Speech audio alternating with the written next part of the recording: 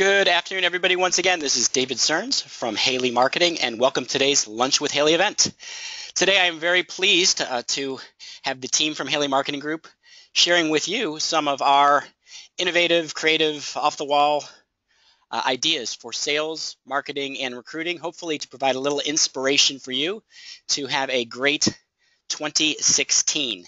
Now, in preparation for today's webinar, we had asked everybody in our company to share one or two of their favorite best practices, inside tips, secrets of the trade, and put it together into this presentation. Unfortunately, or fortunately, I guess I should say, we had way more than we could provide in a 1-hour lunch with Haley. So we kind of pared it down to our top 25, which we'll do our best to cover in the next hour. And then we will be having an Idea Club email newsletter coming out where we'll have these tips and some of the other ones that didn't make today's presentation. So watch your email for that. So in terms of the agenda for today's webinar, what are we going to be doing? Well, it's really simple. We're going to be talking about ideas and even more ideas. And we've got 6 of us from Haley Marketing Group on the line, and we are going to go through and share ideas for just about everything related to marketing in the staffing industry that you can think of. So with that stated, I'm going to turn it over to Brad Smith to kick us off. Thanks so much, David. Tip number 1 that we're going to share today is looking at using remarketing ads to stay top of mind and bring people back to your website. And what remarketing is when somebody visits your site or visits a page or a section of your site, a little tracking code is placed on their machine. And as they go to other sites across the internet, you begin to follow them. Your ads begin to show to those people. And what's great about remarketing ads is that you're only spending money on people that have already expressed an interest in your company and have taken an action to click back to go to your website. And why is this so important? Well, last year we did an analysis, and we do this each year, but we have data on about 500 staffing and recruiting websites. So we look for trends, tips, best practices, and one thing that we noticed was that returning visitors, so people that have been to your website before and come back, are twice as likely to take an action. And if you think about this from the recruiting standpoint, candidates that come to your job board, returning candidates are twice as likely to apply as new candidates. But when you think about traditional recruitment marketing, it's all about getting in front of new people. So what we've done is used remarketing as a way to kind of re-recruit these people, get them back to your website where they can take action. And the same thing goes on the lead generation side. So employers out there, people that have a hiring need, are much more likely to convert when they come back to your website. So remarketing can be an amazing low-cost tool to do this. And we have a lot of clients that are using this right now, both on the lead generation side and to make their recruitment advertising spend much more impactful. So great product and great way to drive value for your firm. Tip number 2 is using Google Adwords. And in the staffing industry as a whole and in the recruiting industry, I think Google Ads and online ads are very underused. They're very cost effective when done appropriately, and they're very targeted. So we can really focus and hone in on the exact right person that you want to reach. Now, when most people think about Google AdWords, they think of buying a keyword. So maybe you're buying a keyword like staffing or employment or jobs. So anybody in your area that's searching for that term, you show ads to, and it can eat up your ad budget pretty quickly. But one thing that a lot of people don't know is available, and it's something new that Google recently rolled out, is the ability to take your client and your candidate lists, import them into Google AdWords, and only show ads for those people. So Google cross-references these email addresses, and you can also do the same thing in Facebook. You export your list from your ATS, import that, and now when somebody is searching for jobs, employment, hiring, staffing, recruiting, etc., words that you really want to own, you're getting in front of the exact right target audience. Again, somebody that has already expressed an interest in your company, but maybe has not used your firm in the past. Great way to stay top of mind, great way to build return customers, great way to re-up your candidates, and just overall a really effective and cost-effective marketing tool. So I encourage more staffing firms to use this outstanding approach to reaching the exact right audience. Tip number 3 is looking at proactively managing your online reputation. And when I talk about your online reputation, what I'm really referring to is when somebody types your name into Google or goes to Yelp or looks at your Facebook page, what impression do they get? And you know that saying, you only have one chance for a first impression. Well, if they come to your Facebook page or your Yelp page and they see 3 reviews that tell people how bad your service is or how poorly you treat candidates or how you didn't find them a job and they took all of your tests and spent all of this time with you and you didn't help at all, what does that say about your company? Does that give clients the right impression? Does that give candidates a feel-good impression of your business? Will that encourage candidates to apply with you? No, it's going to detract. It's going to take them away and it's going to drive them to other staffing firms. And as an industry, if more and more people begin to come to our reviews and they see negative review after negative review, when they look at staffing and recruiting companies, it devalues our industry too. So as an industry, we need to take a proactive approach about our industry's reputation, and that starts at an individual level. So take the time after this webinar and do a search, type in your company name and put the word reviews after it. See what people are saying about your company. Make sure it's positive. And if it's not positive, if you have some negatives out there, or just as bad, if no one is saying anything about your company, get proactive. Take a proactive approach to going out there and surveying your clients, survey your candidates, encourage them to leave online reviews, encourage them to leave that feedback. And it's a great way to really benchmark your service against others, but also help improve your online reputation, build trust, build awareness, and drive people back. We're helping about 60 to 70 staffing companies right now manage their online reputation. We have a really neat tool that helps you do this and helps you gauge what people are saying and solicit more reviews. And I have a few firms that we're working with that have received over 350 positive 5-star testimonials just over the last year. Now imagine that. You're comparing 2 firms, one that has maybe 5 good reviews, 5 bad reviews, and 5 so-sos. Compare that against a company that has 350 5-star reviews and maybe a few bad reviews sprinkled in there. Who are you going to choose? You're going to choose the firm that has this great reputation. So get proactive, invest some time and resources into building your online reputation. It's not only going to help you, but it's going to help the staffing industry as a whole. Hey, Brad, before we move on to the next tip, actually, this was kind of ironic. When we were doing tip number 2, there was Google search results, and there were reviews right below the names of the companies that came up in the search. And Key Resource Group here had an average review of 3.7, whereas Durham Staffing had an average of 1.6. If you're a candidate, which company is going to get your call? Yeah, David, and before you move on from that slide, I just want to point out 2 things, and we're skipping ahead a little bit, but there's some really important search engine optimization benefits from getting more reviews too.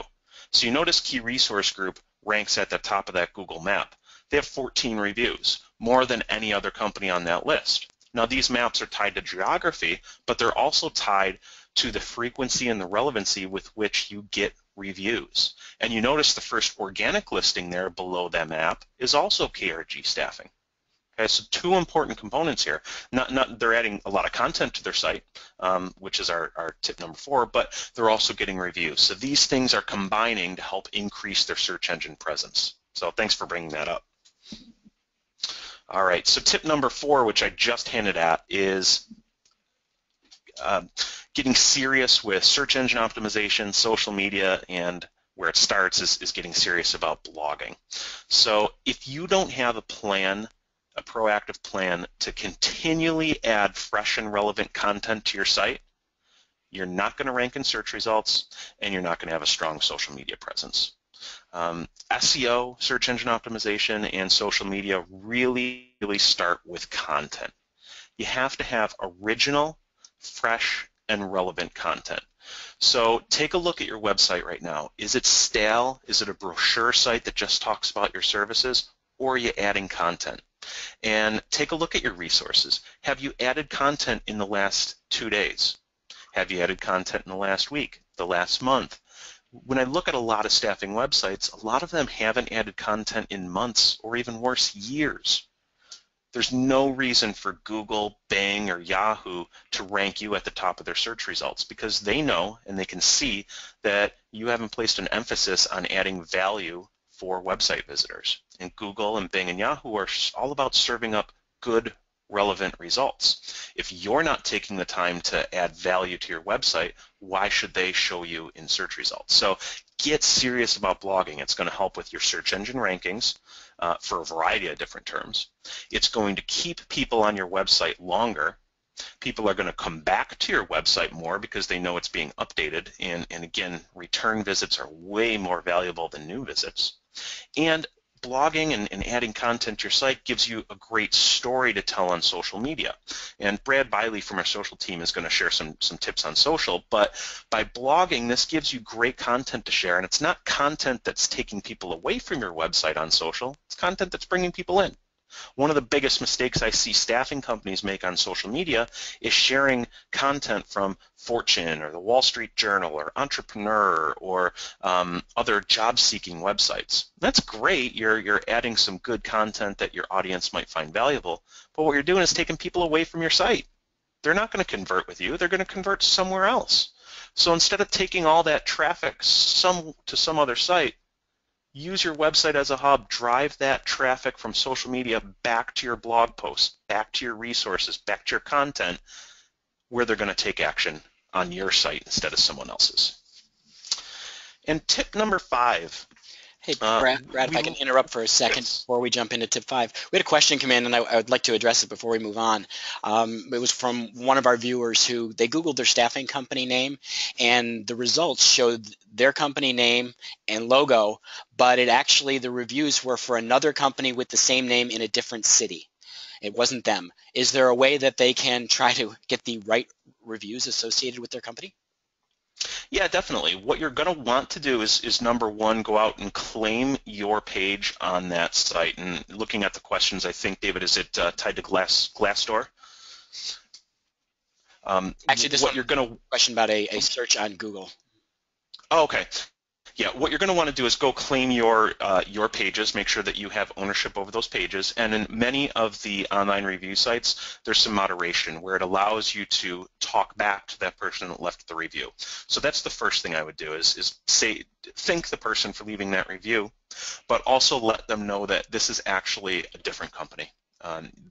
They were trying to leave a review for another company so that other people, when they're coming and looking at that negative review, see that you've responded and understand that it's not your company. That's step 1, and that's the short-term fix. The longer-term fix is to reach out to that review site, whether it's Google or Yelp or Facebook or somewhere else, and ask for that review to be taken down. It doesn't always happen, and it doesn't happen in a timely manner. That's why you want to respond first. But I have seen cases in which reviews were actually taken down. And then the third thing is what we already talked about. Get proactive about building those reviews, because these type of things are going to happen. You're going to have unhappy candidates, and you're even going to have unhappy candidates who were from another company. But if you outweigh that with 100 positive testimonials and you have these 2 or 3 outliers that were negative experiences, people are going to overlook those and look to the majority. All right, so getting back to tip number 5, skill marketing. As an industry, we've been using skill marketing since our inception to drive sales, drive awareness, get more orders, right? Our inventory is great people, and we look to promote that inventory. And a lot of times it's done with a phone call, or maybe some companies are still printing and sending resumes and just pushing skills out to clients. And with more and more online staffing and outsourcing popping up, and with more local competition, skill marketing is becoming a little less effective. And the reason for that is a lot of people are doing the same things with skill marketing. Like I just mentioned, they're just emailing clients. They're not presenting candidates in the right light. They're not making it easy to work with their staffing firm. So look at ways to present skills and present candidates a bit differently. And this on the screen right now is a great example. This is one of our clients that's using our talent showcase, and they've put a nice little spin on it. As you can see, they've added an image with a nice graphic overlay. It's interesting. It pulls people in. And basically, you could think of this almost as a reverse job board. So we list jobs on our website for candidates to apply. Why not feature candidates so that our clients can work more easily with us and look and see what type of top talent we have? It's a great way to drive more inbound leads, drive more business. It's a great way to highlight our inventory so that we make more money. And from the candidate perspective, it's a great recruiting tool. If you can show candidates that you're out there actively and effectively marketing them, new candidates are more likely to apply with you. So it's a win-win-win. Just a great way to showcase talent, get more orders, drive more sales, help with recruiting efforts. So very effective tool. Number 6, we're going to talk a little bit more about SEO, search engine optimization. So this tip really is about understanding what you can and can't accomplish with search engine optimization. And I wanted to bring this up because I get these questions all the time. A lot of people will look to SEO as a silver bullet, a solution that's going to solve all their recruiting and their sales challenges. And that's not the case. I also, on the flip side, get people that say all the time, oh, I don't believe in SEO. You can't do anything to help my ranking. And nothing could be further from the truth there, too. So really what I wanted to mention here is that you just need to have realistic goals and realistic expectations. So if you want to rank well for a word like jobs, okay, I suggest that you go back and redo your strategy because it's not going to happen. We can't realistically rank well for a term like jobs because you're competing with Career Builder, Monster, Indeed, Glassdoor, LinkedIn, sites that have huge budgets, but more importantly have millions of pieces of content, millions of jobs that are all SEO optimized. You're never going to unseat them.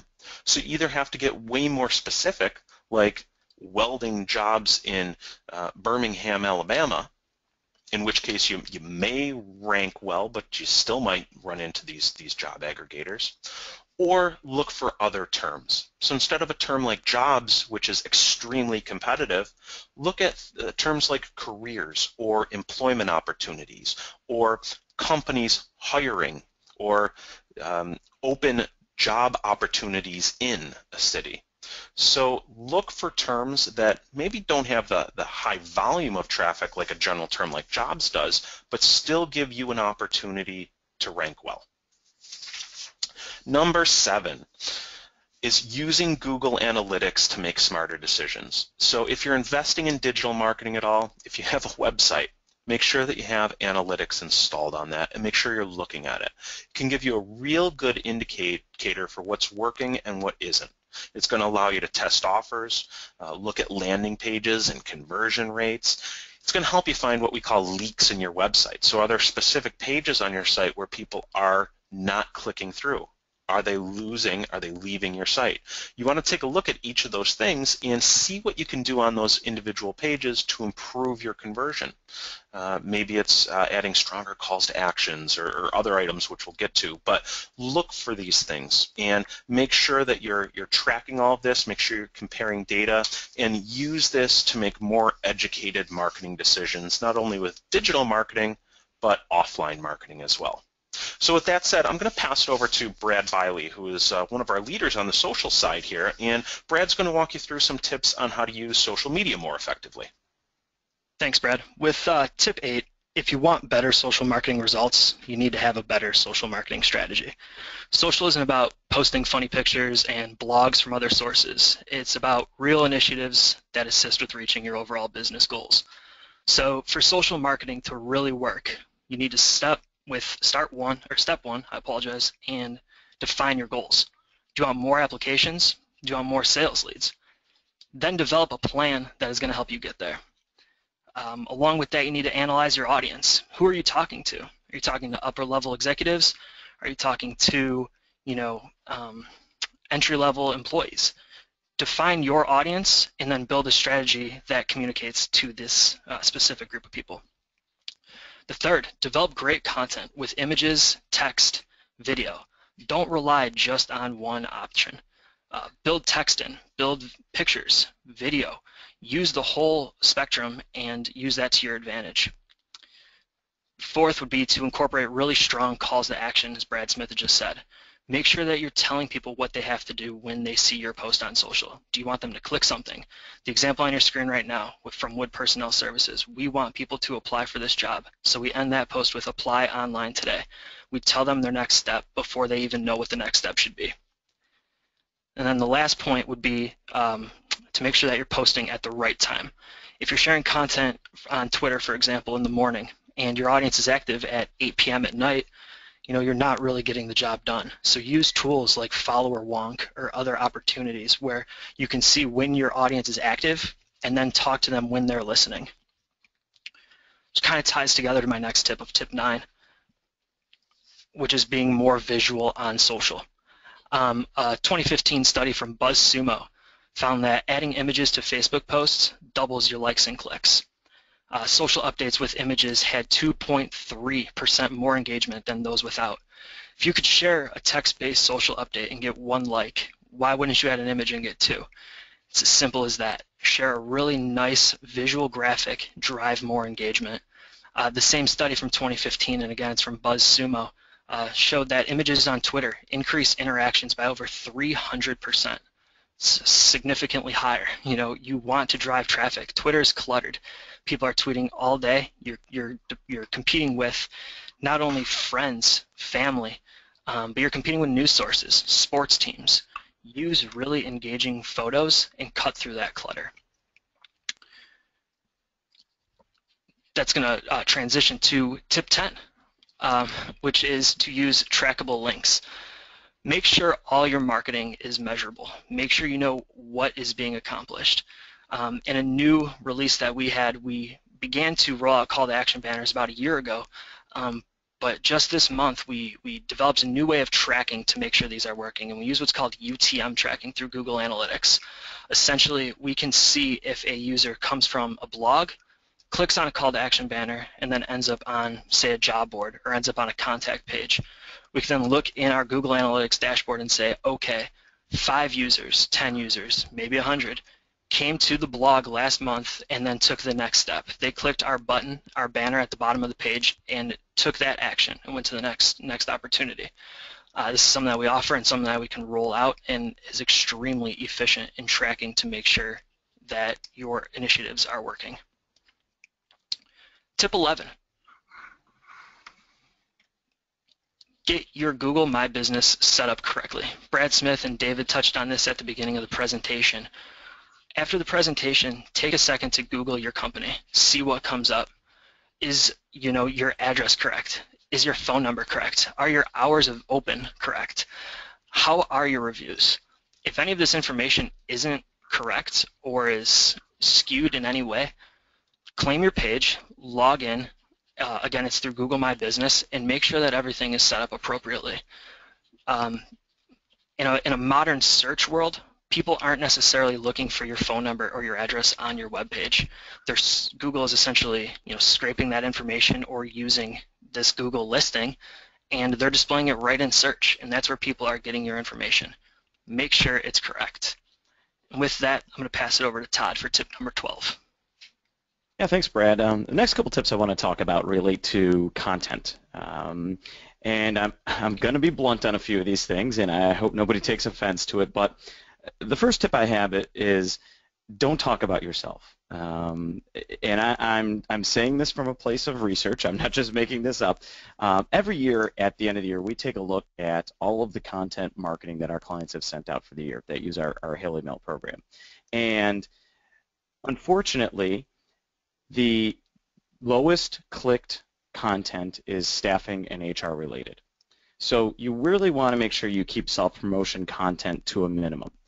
If you take a minute to think about all the issues that your clients and your prospects have to deal with every day, it's not just staffing and HR related, even though we all like to think it is.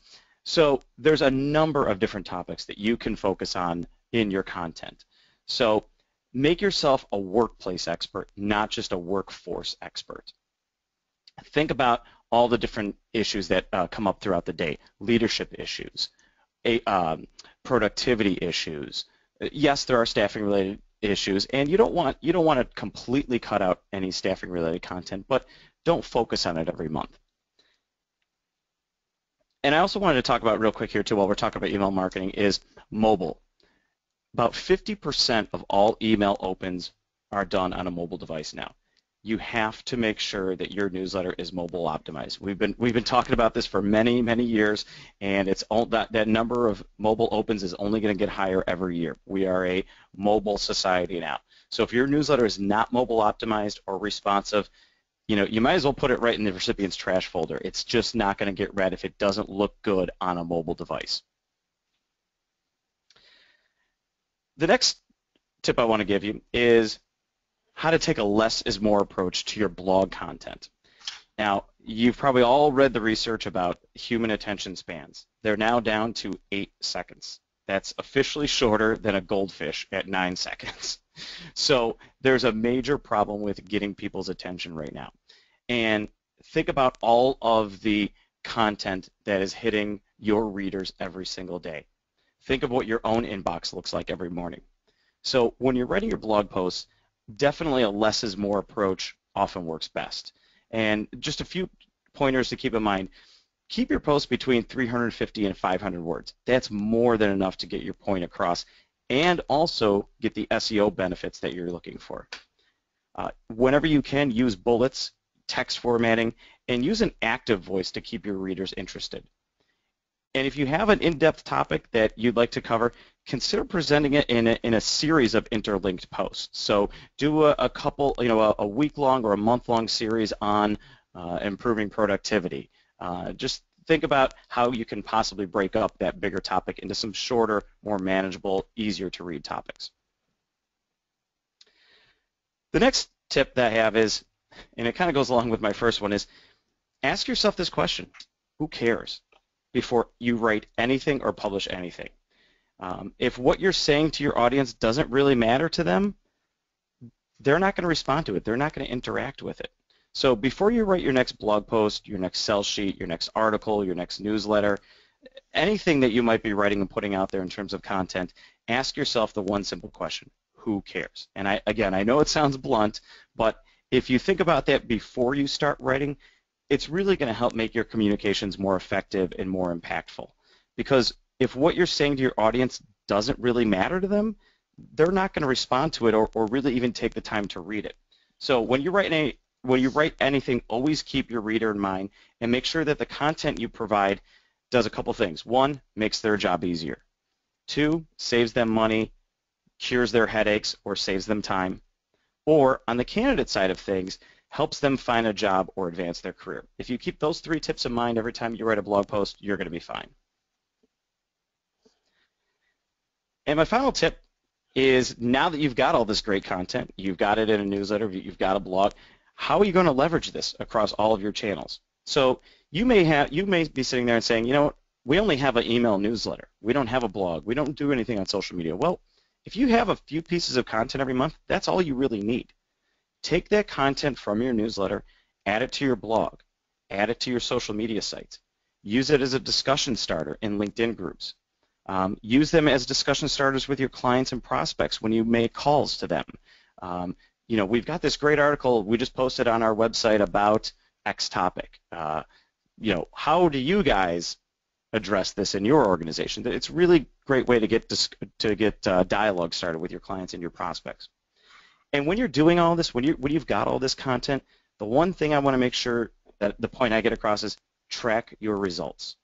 How are you going to know which of your marketing tactics is working and what isn't? Use Google Analytics to track your website visitors. Use an email marketing program that tracks results. And remember to ask all of your new clients how they heard about your services, or at least cross-reference it against any outbound or inbound marketing that you might be doing. I can't tell you how many times we talk to clients and they say, yeah, we don't really know where our new business is coming from. We don't take the time to ask, how did you hear about us? What caused you to respond? I can't stress it enough just to please make sure that you're tracking where all incoming leads are coming from, or any calls that are coming into your business, or any new leads that you might get.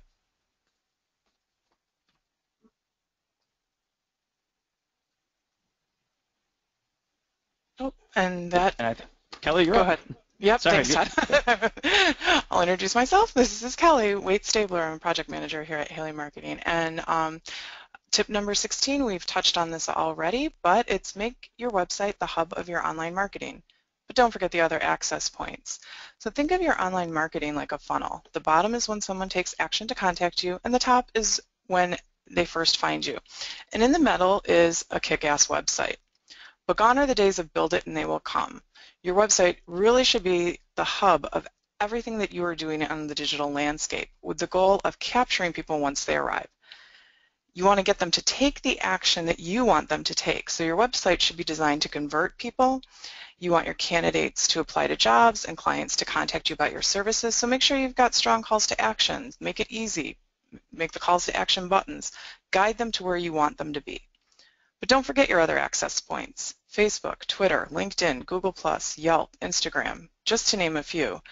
There are a ton of places where you can be found online today. So make sure that your profiles on these social media sites match your brand, match the look and the contact, and make sure that they are conveying your messaging. And as Brad Smith already mentioned, be sure that you actually claim your pages on these sites. Additionally, any of the content that you share, the blog posts, videos, and other content should be compelling. As Todd very bluntly just mentioned, make sure that it's relevant to your audience.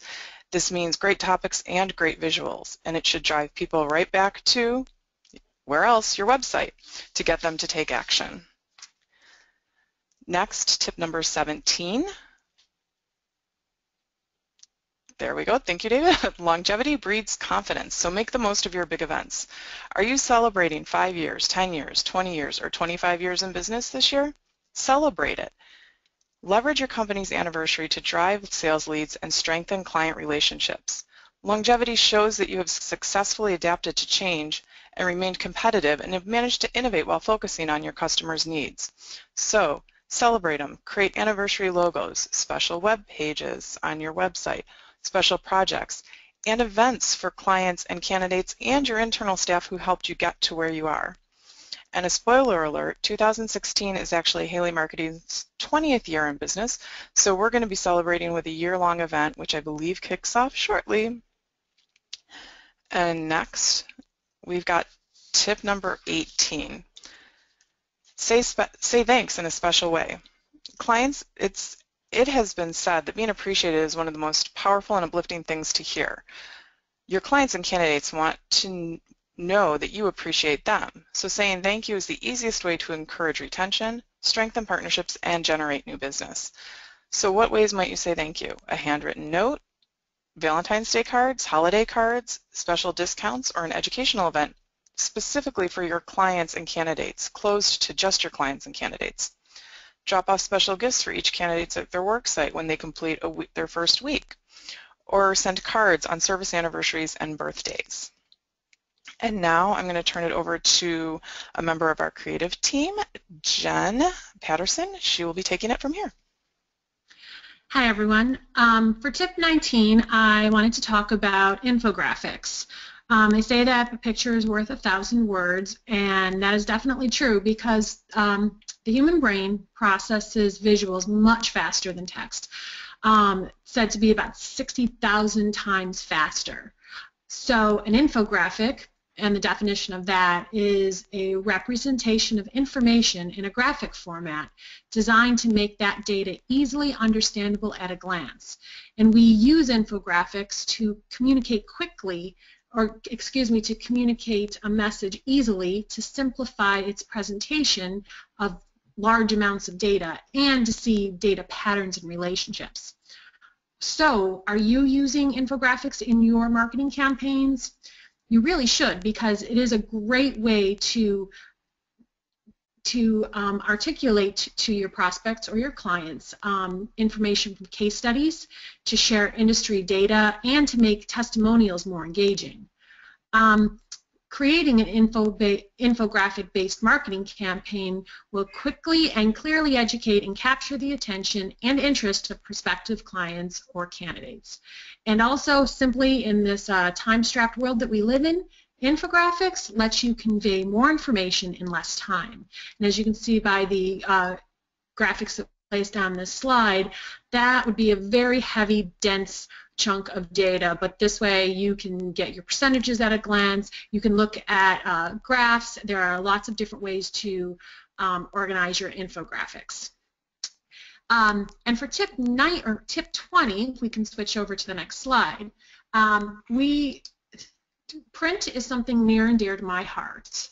As my specialty is in print design, I am always preaching the gospel at Haley Marketing that print is not dead. In an electronic age that we live in, print pieces are still a fantastic way to break through the clutter and reach your prospects in a tangible way. I think that we can use print in conjunction with electronic media, putting QR codes, referencing people to go visit your Facebook page, Twitter. But there is one specific region of printing that I would like to talk about, which is specialty printing. And that can include things such as die cuts, foil stamping, embossing, interesting types of paper, and not just printing techniques, but using print, thinking of it more than just it's, you know, an interesting folder. You can go as simple as using a unique die cut for a business card, or you can create a mailer or a folder that has the embossing or foil stamping. But there's something that I like to call chunk mail, where you might send a box with imprinted items to a prospective client. You can, instead of just sending a boring old invitation to an event, you can make it into a magazine or into a greeting card. There are inventive ways.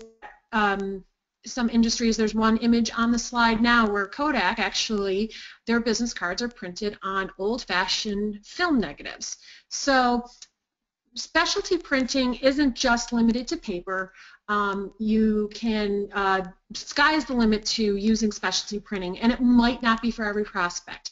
But when you really want to make an impact and you really want to stand out, you might want to consider a specialty print technique. And I think I'm going to pass it off to David for tip 21. Thanks, Jen.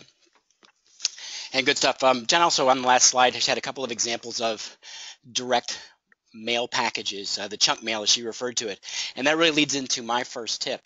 I see so many staffing firms who are really trying to help their salespeople to be more effective at selling, but they neglect to integrate any sort of direct marketing into their sales process.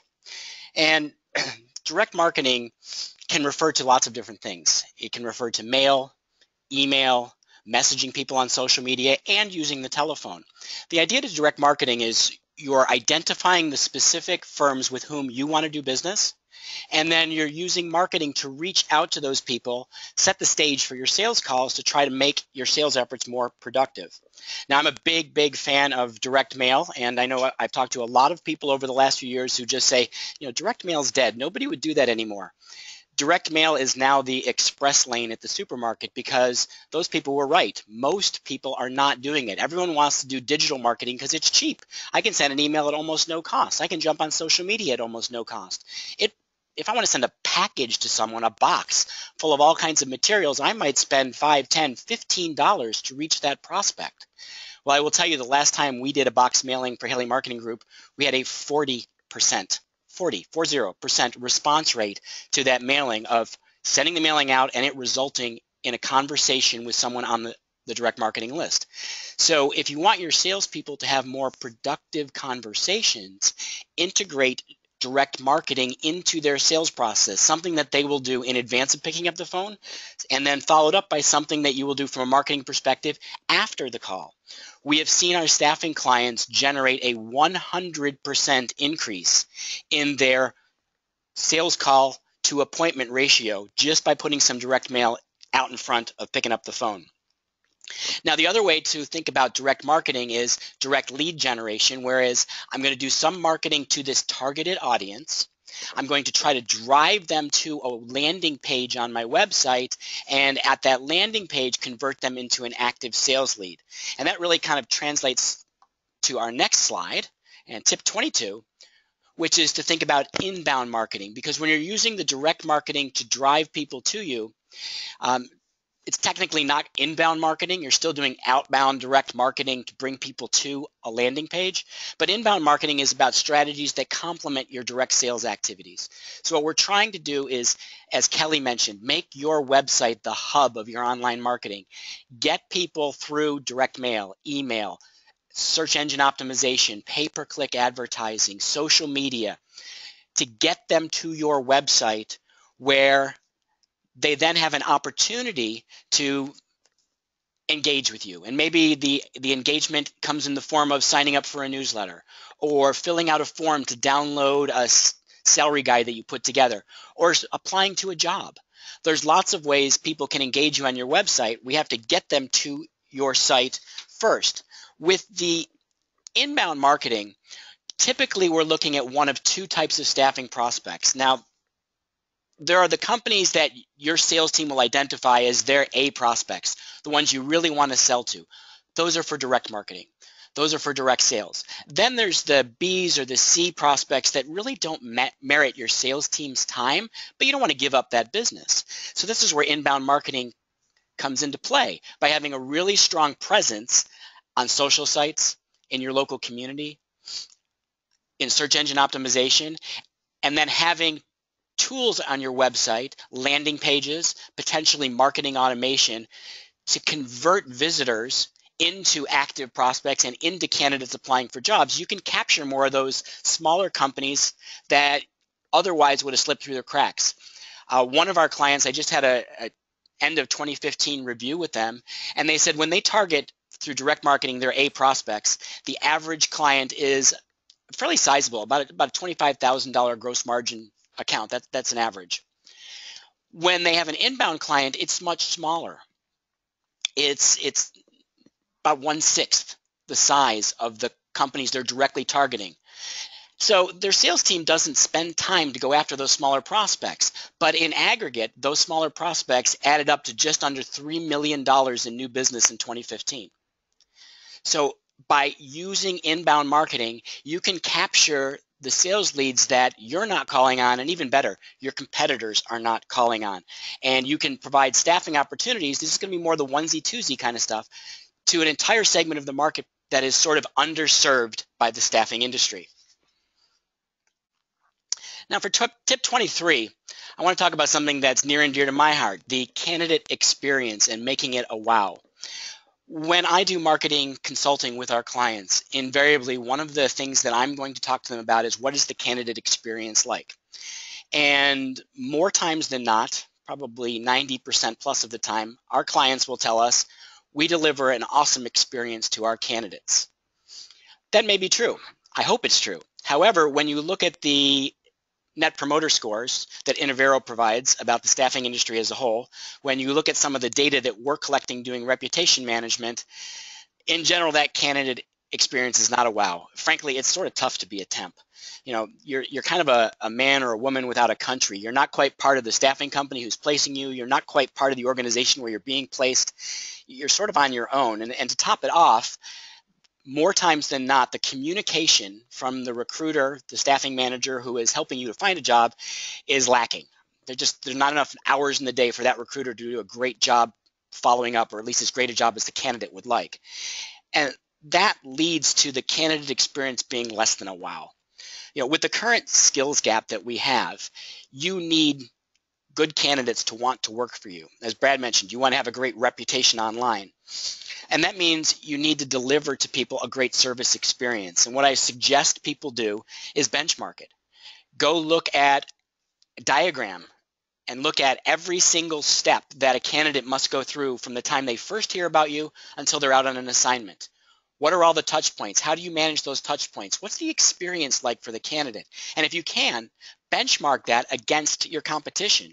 Are you the same as everybody else? Are you better or are you worse? Have a focus group. Ask your candidates for their candid feedback. Your goal is to find ways to take the pain out of staffing for the candidates. The easier, faster, more enjoyable you can make the experience of working with your firm, the stronger your talent network will become, the more referrals you receive, and the more placements you'll make. My next tip is about getting more response from your website. Now, everybody wants their website to become more effective. I was talking with a client a couple of months ago, and she said to me, our website has become an ATM for our business. We just turn it on and profit comes out of it. Well, how do you make that happen? First thing is to look at the number of calls to action on your website. Does every page have a call to action? Does every blog post have its own call to action? Are you using text-based and graphic or visual calls to action? Would set a goal of trying to have as many different calls to action as you can possibly have throughout your website to get people to take actions. Every page should have a purpose. The next thing is to think about, now I'm going to apologize. 2 people had said they just lost sound, and if anybody else can still hear me, send me a quick message via the Q&A, and I will know that we have sound. All right, most people can hear, so for those who lost sound, I apologize, but it seems the majority can still hear. So with social media, what we're trying to do is engage people who you might not normally sell to. They're on LinkedIn, they're on Facebook, they're on Twitter, but you're not calling on them. What you're attempting to do is to get those people to see the visuals that Brad talked about earlier, to see the great content that Todd talked about, to see information they're interested in that brings them back to your website. Social is an ideal tool to engage people who don't know you, to get them to your site. But there are a lot of people who do know you. And I see a lot of staffing companies really reticent to use email to share content. And what I want to strongly suggest people to do is to think about email as a way to ensure that every client and every candidate can engage with your content. Your biggest advocates are the people who already know you, the people who have had a great service experience. So when you've got awesome content that you're adding to your website, turn it into a newsletter. Turn it into information that you are directly sending to your clients and your candidates to bring them back to your website, to let them know, hey, we've got this great information. It's a way to add value. And if you are truly providing content that is useful, people aren't going to see it as annoying or an interruption of their time. They're going to see it as another way that your company differentiates itself by adding value. So if you want more response to your website, what we're trying to do is get more people to your website, people you know through email, people you don't know through social, and then get them to take action with more calls to action. And our final tip came from our COO, Victoria Kenward, who is a fan of the TV show Undercover Boss. And she said, take a lesson from the Undercover Boss and shop your company. Or pretend to be a first-time visitor to your website. And I love to recommend to people, particularly on the website, go to your website as a candidate. Can you find the jobs? Can you apply to the jobs? How easy is it? How many steps are there? Now try it again on your phone. Can you do it as a mobile job seeker? Right now, we're seeing anywhere from 30 to 50% of candidates are hitting staffing company websites doing job searches on mobile. What's the experience like for your candidates? If it's not a great experience, if it's not intuitive, if it's not super easy, then you have to look at upgrading your website. But that doesn't just apply to your website, it applies to every aspect now of your services. Now, if you're in a small staffing company, it may be impossible to be the undercover boss and go apply for a job with your own firm, but maybe you want to hire someone to be a mystery shopper, to come register for jobs and then report back to you on what they found. Or maybe you want to sit down with candidates that you've already screened and ask them, how do we compare to the other staffing companies you've talked to? Use that undercover boss mentality to really benchmark and determine where there are opportunities to make your service experience exceptional. And finally, we have a bonus tip, also from Victoria. And this is primarily for our existing clients, but I will say it's not really limited to our existing clients. If you are investing in marketing, if you're buying a specific service from Haley Marketing Group, make the most of your marketing investments. Take full advantage of all the tools that you're provided with. So let me give you some examples. If you're using our Haley Mail content marketing service, are you using the ebooks and landing pages that are provided every quarter? Are you implementing the follow-up tips we share every single month? If you have a blog on your website, are you regularly sharing the content on social media and LinkedIn groups with the right people on Twitter, with the appropriate audiences on Facebook? Are you adding calls to action to those blog posts to get people to do specific things that you want them to do, to apply to jobs, to contact you about your services? If you've recently updated your website, or maybe you haven't even recently updated your website, are you blogging? Are you regularly adding content to your site? Are you updating the information so that it's current? Are you using a good job board? If you've got Haley Marketing's job board on your site, are you putting all of your jobs into it? Are you testing doing the same jobs with multiple job titles because you may get a better response with job title A versus job title B? Are you setting up and using the featured mailings to ask candidates for referrals and to reactivate people you've worked with in the past? The point is, regardless of whether it's a tool from Haley Marketing Group or a marketing investment that you make, you want to make sure you're getting the full return on investment by maximizing the value of the tools. I know that everybody listening to today's call is really busy. I know that you've got a lot to do to sell and to recruit. But if you're making a marketing investment, make sure your team understands what you've purchased and how to use it. Make sure they're integrating it into their sales or recruiting processes. And if you don't know what to do with something you've purchased, then use us as a resource. Give us a call. Drop us an email.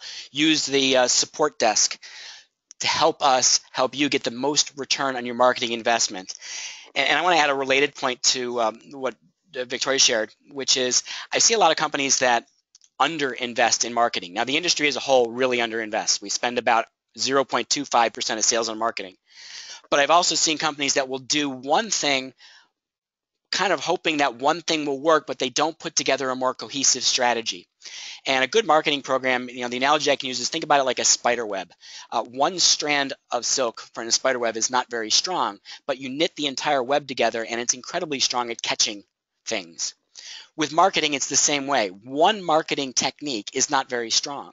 When you integrate email and content marketing and social media and pay-per-click advertising and direct mail and your sales efforts, all together, it makes that very strong web. It makes the people you're selling to think that you're everywhere. And yes, it might cost a little bit more to do it all right, but the return is there and you will get far more value out of your marketing investments by implementing them fully.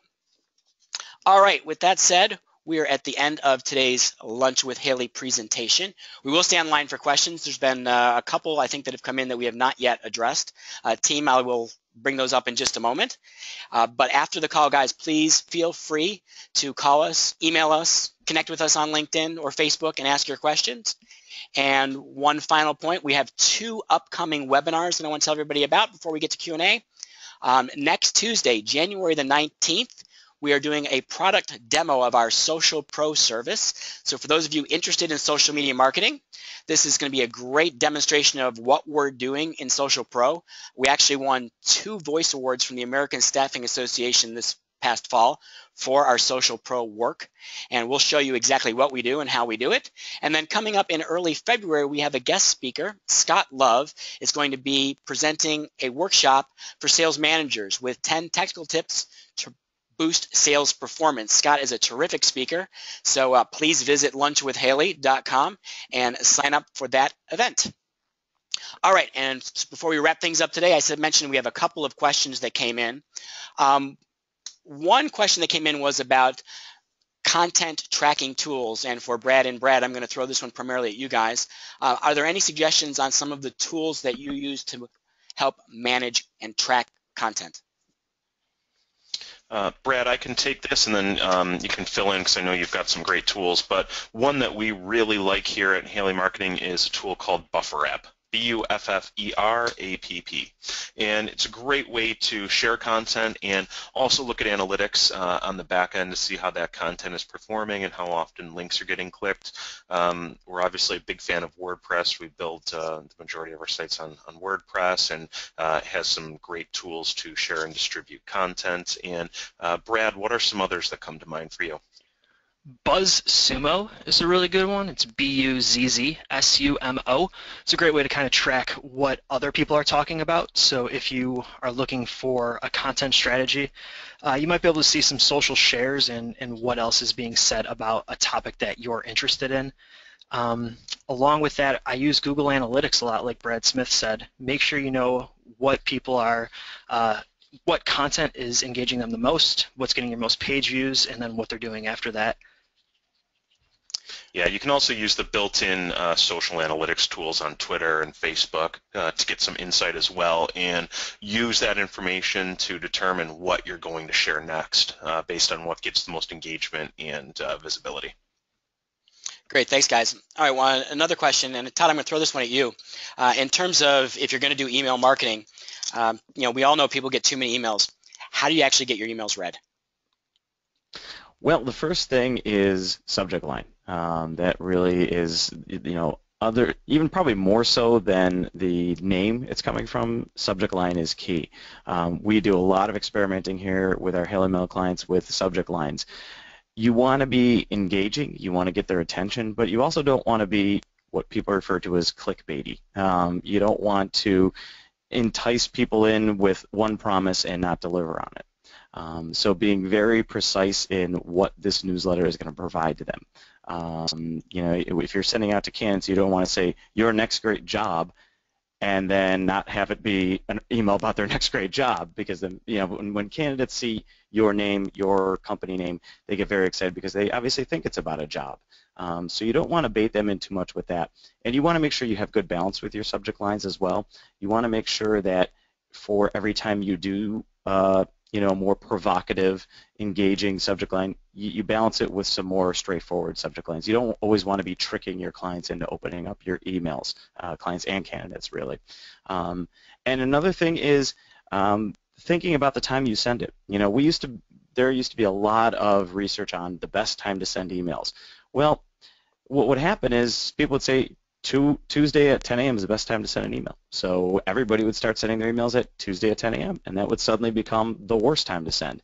But now, like I talked about earlier in the presentation about mobile opens, 50% of all emails now are open on a mobile device. We are constantly connected. So experiment with sending during off hours. Send after 5 o'clock. Send on the weekends. Send first thing in the morning, 6, 7 a.m. when people are checking their emails at home, when they might have a little bit more time and they're not real busy with their work days, to read what you're sending to them. We had a client recently who sent out an email at 5:20. It was a mistake that happened. I meant to schedule it for a different time, but it went out at 5:20, and it was considered off hours, but that was their best opened email that they've sent out through Haley Mail. So those are the two key things there. Think about when you're sending, and also think about the subject line of the email. Okay, great. Thanks, Todd. One more question. Kelly, I'm going to throw this your way because you manage a lot of our custom websites. And in terms of website development, what are some of the most important considerations for a great staffing website right now? I think that's actually a great question. The website really should have a lot of great content, but it should be content that can be updated. So make sure you have a job board. Can you post your jobs on your own website? Do you have a blog? Keep a blog up to date. Nothing's worse than having a blog on your site but having blog posts that are 2, maybe 3 years old. That content's not doing you any good. Make it interactive. Make sure to keep information on your site up to date, so people keep coming back to your site for more information. Make it educational. Great, thank you. All right, well, that was the end of the questions that have come in. I want to thank everyone once again for being part of today's Lunch with Haley webinar, and I hope we'll see everybody next week for our Social Pro demo, and then again in February for our guest speaker, Scott Love. Thanks from all of us at Haley Marketing.